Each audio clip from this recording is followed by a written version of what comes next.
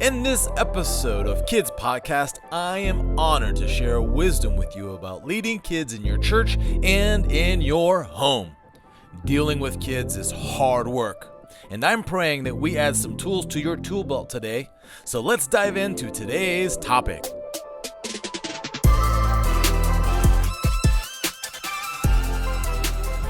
How much am I worth? Or how much should I be getting paid?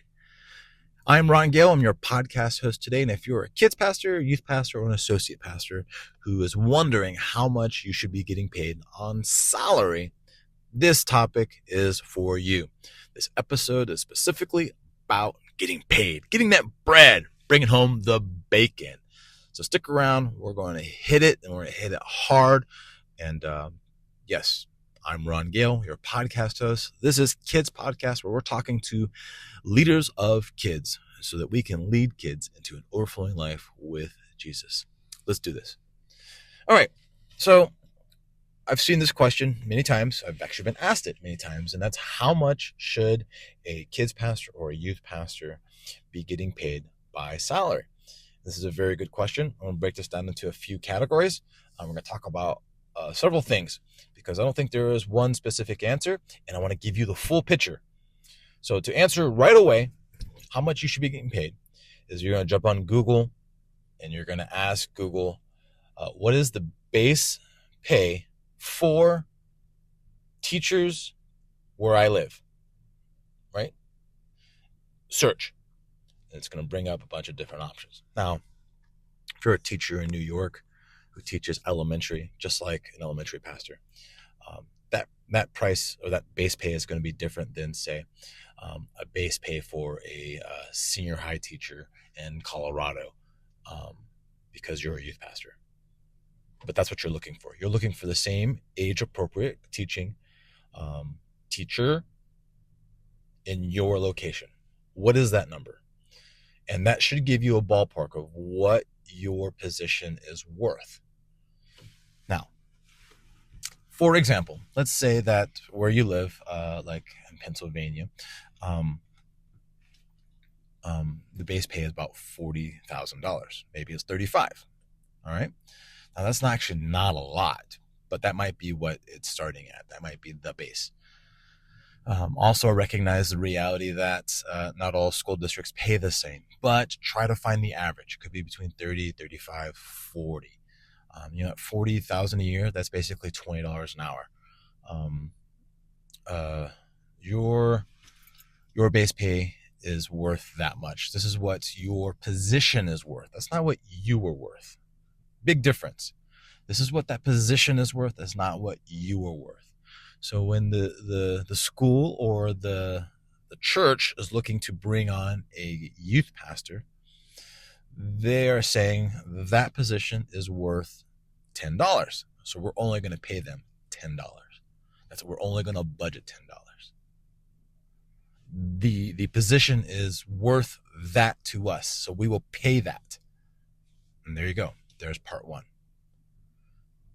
The price is based on its worth and its demographics, period. Right? Now, we don't all like that because we're like, oh, I should be worth more. I should be worth more than $20 an hour, more than $15 an hour. And I agree. A youth pastor, a kids pastor, an associate pastor should be getting paid more than someone who flips burgers. But when you go and sit down in the interview and you go and ask questions and you go and negotiate your value, your worth, and you sign on the document that says, and I want to be an employee, you are agreeing to the employee contract that says, I will accept this amount in the salary. So you can't change the facts after you signed it. So there is that. All right, let's go to part two. Because we're not done. You just now have only figured out the base. And if you're only getting paid $20,000 as a full-time pastor in a place where teachers are getting $40,000, now you have something to bring to the table and be like, hey, we're not doing this efficiently. And then there's also the reality that, hey, your church might be a small church. Your church might be a medium church. Your church might be a mega church. And they may not be able to afford that value. This is just what they can afford. and they're hoping that you can do it until they figure it out. Because remember, like I've said in previous posts and episodes, that not all doctors make great directors, not all therapists make great managers, not all pastors make great leaders or human resources sourcing peoples. So you might not be getting paid what your position is worth because the church literally cannot budget for it. So the second part is identifying what you specifically are worth. What are you worth? And so let's talk about that, because where I am, there was a time where I was bivocational, then I was full-time, and then I was full-time with side hustles, and then boom. So it was about a year ago. I was getting paid about $47 a year from my church. And a church called me and said, hey, we want you to come to our church instead. How much will it cost you? And I was like, it's going to be about $70,000. And they were like, what? You get paid $70,000 at your church? I'm like, no, I only get paid $47,000. And so they were blunt. They asked, well, why do you think you're worth that much? I was like, oh, this is an excellent question. I am worth that much because I get paid $47,000 from the church. I get paid $5,000 from soccer. I get paid $5,000 from construction. I get paid $5,000 from this, and I get paid this from that. So if you're asking me to leave the $70,000 that I'm making from the location that I'm making it, from the network and the resources and the people I know in order to garner it, you're going to have to figure out a way to help me replenish that. And I'm okay with figuring it out with you, but that's how much I'm worth. I'm worth $70,000. Are you following? There was even a hot minute where I was doing construction full-time at a large number, and then doing ministry part-time at not a small number, but almost full-time number, and I was making good money. And that was my worth. And I had agreed with both bosses on that value so that I can continue doing what I love and what I enjoy and taking care of my family. Because at the end of the day, you are a lot like me. There are things you love about church, and there's things you're not so excited about, but you still want to do church. There's things you love about your job, and there's things you love about this, but most importantly, you love yourself, you love your family, you love the things you want to do, and you love the vacation you want to go on, you love the fishing you want to catch, you love these things, but you can't always afford it all if you're not getting paid your worth. So now we talk about part 3. How do I get to the raise? How do I get to the worth? Let's say you're at your church and you're like, I want more. How do I get that more? All right, so let's talk about that. What you're not going to do, which I recommend you do not do, is to walk in and say, boss, I want a raise. Boss, I need a raise. Boss, I don't make enough money. I do not recommend this for 2 main reasons. The first reason is, 1, the church budget is pretty much stuck until it gets approved again for next year. They can only pay $10 to the youth pastor. They can't pay it more because that would be outside of what is approved for the allocation of that specific line item. They're not going to just change it out off the whim. Additionally, in that same nuance, church budgeting and finance is not lucrative unless you're at a mega church that can afford to just throw out more money towards a specific position. But the second and more important reason why I don't go and ask the church for more money is because it allows your boss to think either A, I am not doing a good job at taking care of my peoples, or B, my peoples don't value the church. And although both of those might not be true, you don't want to come in with this wrong mindset that I need more money, that I want more money, give me more money. You need them to think that, hey, this guy really likes it here. This guy wants to be here. This guy sees a future here. I like that. All right. That's the proposal that you want to bring to the table. Not give me more money. It's what can I do for you to become more valuable? Ooh, what can I do for you to be more worthy? Ooh, what can I do for you to bring worth to the table? Ooh, and that's what you want to talk about. Ping! Hey, did you know I've got a book out? It's titled Start Strong, a practical guide for new associate pastors. This book is ideal for those that are entering ministry, transitioning in ministry, and trying to figure out how to set up their interviews and resumes and stuff and things as those that are first-time pastors. Especially great for associate pastors, youth pastors, kids pastors, you name it. Check it out on Amazon, Kindle, those kinds of things. Enjoy! Ping! So I would come into the office and say, hey, boss man, tell me about the future. What is the vision? Where are we at?